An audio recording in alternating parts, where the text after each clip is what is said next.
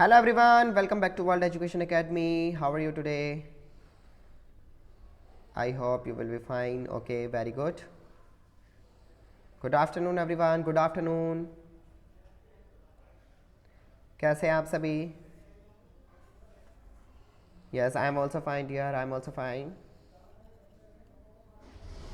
Good afternoon. Good afternoon.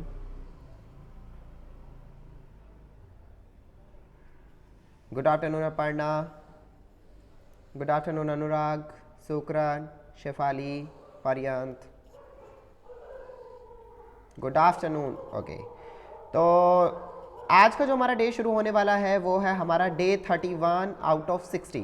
Already हमारे day 30 complete हो चुके हैं और काफ़ी इन्जॉयफुल रहे वो हमारे डेज। हमने बहुत कुछ सीखा, बहुत अच्छे अच्छे न्यू टॉपिक सीखे और काफ़ी मज़ा भी आया, इंटरेस्ट भी आया। ओके, तो अभी प्रीवियस डे से हमने कैन शुरू किया था, उसके बाद कुड शुरू किया और आज हम लोग शुरू करने वाले हैं कुड हैव। तो आज का जो ये सेशन हमारा होने वाला है इसमें हम लोग सीखेंगे कुड हैव का कहाँ हम लोग यूज़ करते हैं। तो ये कैन, कुड और कुड हैव ये तीनों एक साथ हैं। जैसे कैन क्या था, सकता है, सकती है, सकते हैं। ओके, कुड क्या था, सका, सकी, सके, पाया, पाई, पाए। अब कुड हैव कैन का पास्ट होता है, यानी कि सकता था। कैन का हम लोग कब यूज करते थे, सकता है, सकती है, सकते हैं। और कुड हैव का हम लोग तब यूज करते हैं जब हम इस तरह के सेंटेंसेस की बात करते हैं। सकता था, सकती थी, सकते थे, यानी पास्ट की जब हम लोग बात करते हैं। ओके, तो इससे हमें क्या पता लगा कि कुड हैव का हम लोग कहां यूज करते हैं, जहां पे इस तरह की बातें बोली जाती है।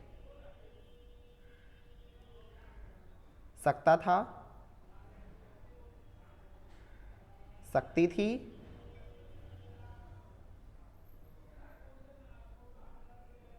एंड सकते थे। Very simple. ओके, इस तरह की जब हम लोग बातें करते हैं तो क्या होता है, हम लोग समझ जाते हैं यस ये कोड हैव है। यहाँ पे कोड हैव को पकड़ के बैठा दो। ओके, तो वहाँ पे हम लोग कोड हैव की पुटिंग कर देंगे। ओके, जैसे कि मैं स्कूल जा सकता था, मैं नाच सकता था, मैं इंग्लिश बोल सकता था, मैं रेस में जीत सकता था। तो इस तरह की बातें कि हम लोग कुछ कर सकते थे पास्ट में, तो उसको हम लोग क्या बोलते हैं, कुड हैव। ओके, उसके लिए हम लोग लगाते हैं कुड हैव। और आप ये बात जानते हैं कि हम लोग तीन तरह के सेंटेंसेस बनाते हैं। एक होता है हमारा अफर्मेटिव, एक होता है नेगेटिव और एक होता है हमारा इंटेरोगेटिव। तो अब तीनों तरह के जो सेंटेंसेस है, तीनों तरह के सेंटेंस के तीन फॉर्मूला भी होते हैं। तो अफर्मेटिव, नेगेटिव, इंटेरोगेटिव तीनों के मैं फॉर्मूला आपको बता देता हूँ। ओके, तो ये लीजिए आपके सामने हाजिर है आपके तीन formulas, affirmative, negative and interrogative. तो अफर्मेटिव में आप जानते हैं कि सबसे पहले तो हमारा सब्जेक्ट आना होता है, वो हमारा आ गया। उसके बाद फिर हमारी यहाँ पे हेल्पिंग वर्ब क्या दिखाई दे रही है, कुड हैव, तो हमने कुड हैव लगा दिया सेकंड नंबर पे। इसके बाद हमारी वर्ब की थर्ड फॉर्म, देन हमारा ऑब्जेक्ट, सिंपल फॉर्मूला। और नेगेटिव में आप लोग जानते हैं कि क्या आता है, हमारा थर्ड नंबर पर नोट आता है, यानी सबसे पहले तो हमारा सब्जेक्ट आ जाएगा। उसके बाद फिर हमारा कुड आ जाएगा, क्योंकि थर्ड नंबर पे नोट लगाना होता है ना, तो इसलिए कुड हैव। यहां पर तो दो एक साथ हो गए ना, कुड हैव। तो सबसे पहले सब्जेक्ट हो गया, उसके बाद कुड हो गया और थर्ड नंबर पे हमें नोट लगाना होता है। मैंने बता दिया था ये बात। सेंटेंस है जितना मर्जी बड़ा हो, चाहे सेंटेंस जितना मर्जी बड़ा हो, थर्ड नंबर पे नोट आएगा तो मतलब आएगा। ठीक है, ऐसा समझ लो कि सागर सर ने कहा है कि भाई थर्ड नंबर पे नोट आएगा तो मतलब आएगा, चाहे कुछ भी हो जाए, दुनिया पलट जाए, पर थर्ड नंबर पे हम तो नोट लगाएंगे क्योंकि सागर सर ने कहा है।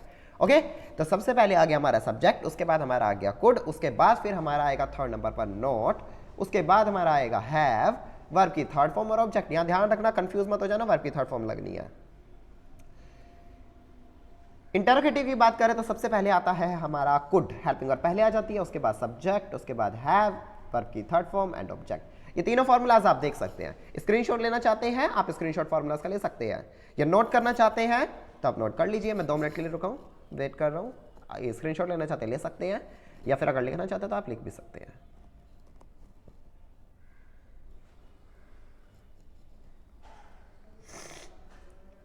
तो इसके बाद फिर अब हम लोग आगे बढ़ते हैं थोड़ा सा एग्जाम्पल के लिए, एग्जाम्पल्स वगैरह भी क्योंकि हमें देखने पड़ते हैं। तो मैं आपको एक आधा एग्जाम्पल देता था, उसके बाद फिर हम लोग अपने प्रैक्टिस सेंटेंस की तरफ बढ़ेंगे। ओके, तो चलिए एक एग्जाम्पल देख लेते हैं हम लोग। ओके, तो आप देख सकते हैं आपके सामने मैंने एक एग्जाम्पल लिख दिया है, मैं दिल्ली जा सकता था। ओके, तो देखिए अब इस सेंटेंस को हम लोग कैसे बनाएंगे। यहाँ पर सकता था, सकती थी, सकते वाला सेंटेंस है, तो अफर्मेटिव, नेगेटिव एंड इंटरोगेटिव तीन तरह के सेंटेंस हम लोग बनाने हैं। तो सबसे पहले हम लोग देखते हैं कि अफर्मेटिव हम लोग कैसे बनाएंगे। तो पहले हमारा क्या आएगा, सब्जेक्ट आएगा, तो हमारा आई आ गया, क्योंकि मैं बात की जा रही है तो मैं हमारा क्या है यहाँ पर आई। ओके, इसके बाद हमारा क्या आएगा, कुड हैव आ जाएगा, helping verb.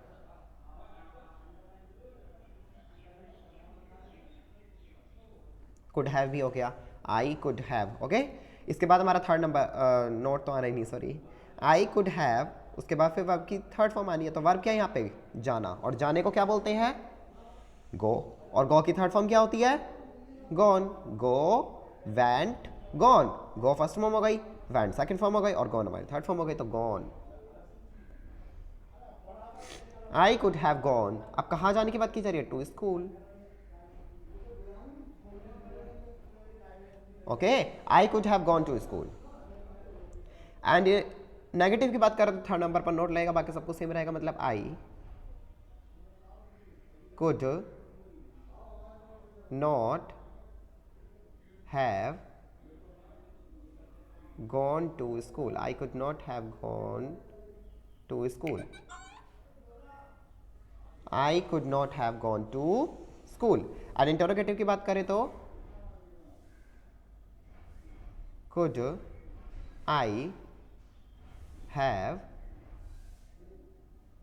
gone to school. हमारी could पहले आ जाएगा, बाकी सब कुछ सेम रहेगा।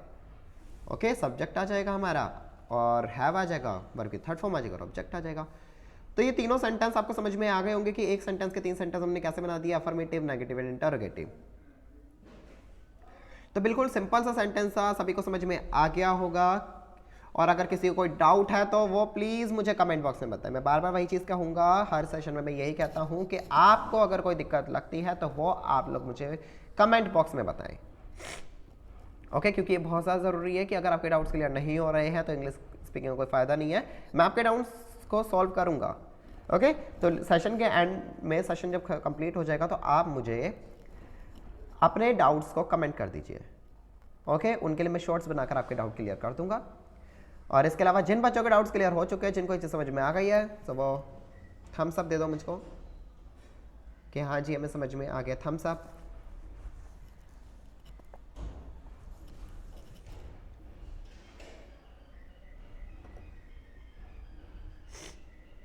Yes, very good.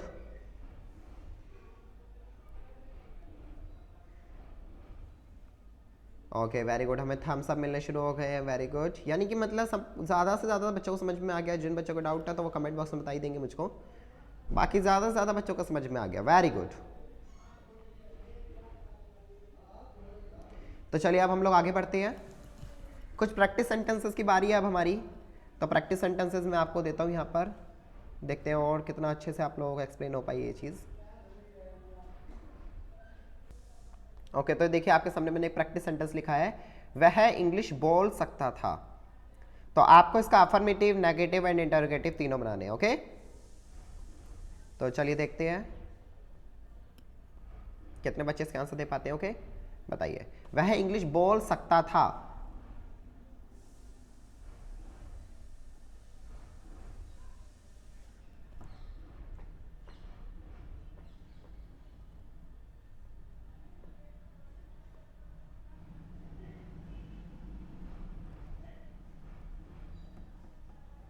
जल्दी फटाफट फटाफट आंसर्स दीजिए।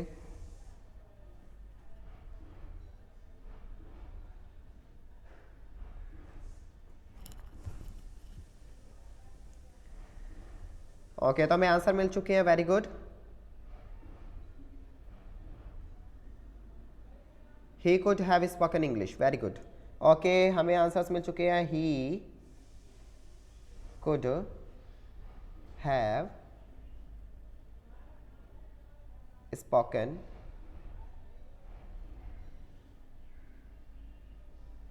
इंग्लिश। आप इसके पीछे दे सकते हैं, ठीक है, he could have spoken English. Okay, बिल्कुल करेक्ट आंसर दिया आप सबने, वेरी गुड। एंड नेगेटिव में, नेगेटिव का मिल चुका है, he could not have spoken English. He could not have spoken English, very good. Interrogative का भी हमें आंसर मिल चुका है, could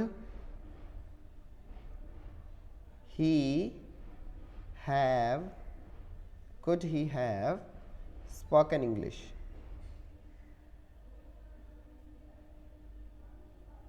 very good.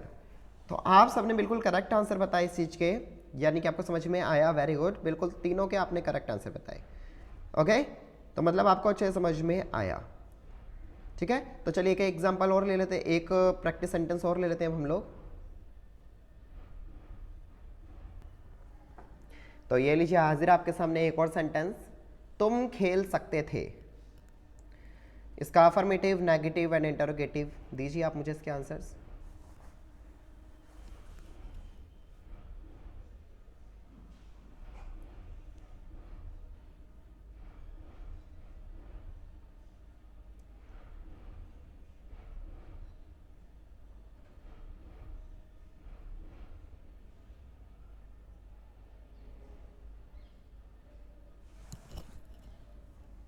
Yes, okay, हमें आंसर मिल चुके हैं। You could have played. Okay, very good. You could have played, तुम खेल सकते थे। तो हमें आंसर मिला अफर्मेटिव का,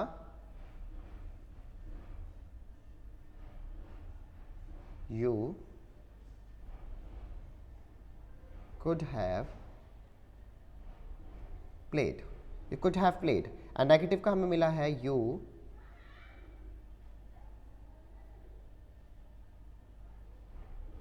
could not have played. And could you have played? Very good. तीनों के आंसर्स हमें मिल चुके हैं। You could have played, you could not have played and could you have played.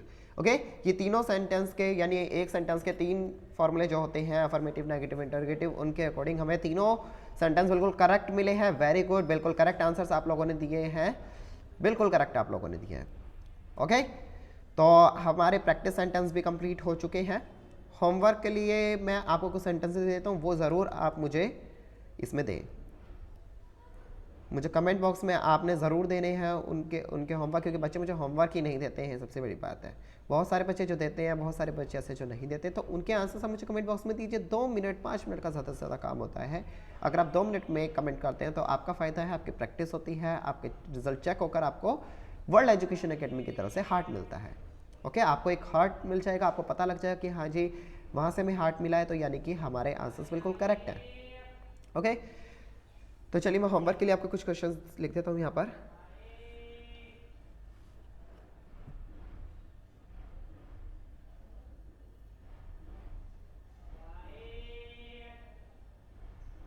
Sohan नाच सकता था।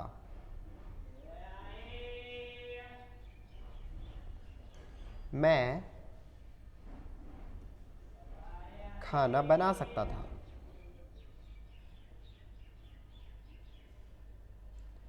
ये 2 सेंटेंसेस मैंने आप सभी के सामने लिखे हैं, ये आपका है होमवर्क और इसको आप ज़रूर कंप्लीट करें। तो इसी के साथ आज का हमारा डे 31 भी कंप्लीट होता है। बहुत ही अच्छा रहा आज का भी डे हमारा। अब हम लोग मिलेंगे अपने डे 32 में। इसी तरह से हमारा इंग्लिश स्पीकिंग कोर्स कंटिन्यू रहेगा। ओके, और बाकी सारी बातें तो आप जानते ही हैं कि आप दूसरों को मोटिवेट ज़रूर करें कि वो भी हमारे चैनल को ज्वाइन करें, वीडियो को लाइक करें, सब्सक्राइब करें हमारे चैनल को।